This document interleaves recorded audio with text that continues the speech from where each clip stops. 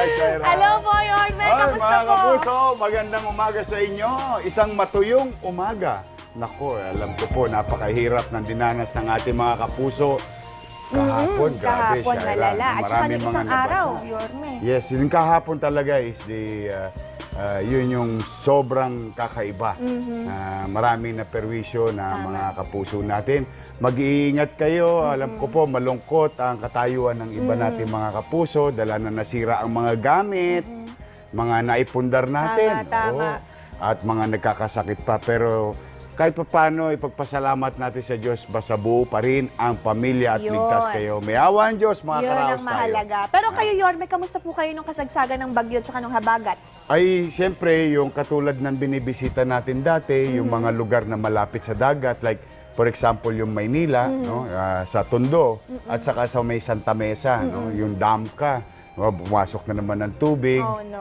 binisi- Inabot po, binaharin po ba kayo? Hindi naman. Awa ng Diyos. Hindi naman, awa ng Ayun, Diyos. Pero okay. yung katulad ng Parola, Baseco, 105, 101, may mga evacuees, no, mag-iingat kayo. Ayun. Marami na sa kanila nakabalik.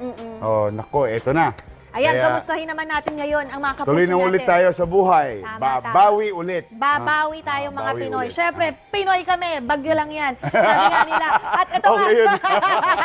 sabi ni Lourdes Asia, pabuso-buso pa rin daw ang ulan dito sa Novaliches, Quezon City. Nako, kung umuulan pa rin sa mga lolo't lola ko, I love you. Ayun. Huwag kayo masyadong lalabas, mga nanay tatay ko, Tama. dahil sabi nga ni Lourdes Asia, umaambon-ambon pa rin. Bawal ang hamog sa mga lolo't lola natin. Ingat pa rin. Ito, Yorme. Basa mo Ito tayo. naman, galing kay Marites Abiles.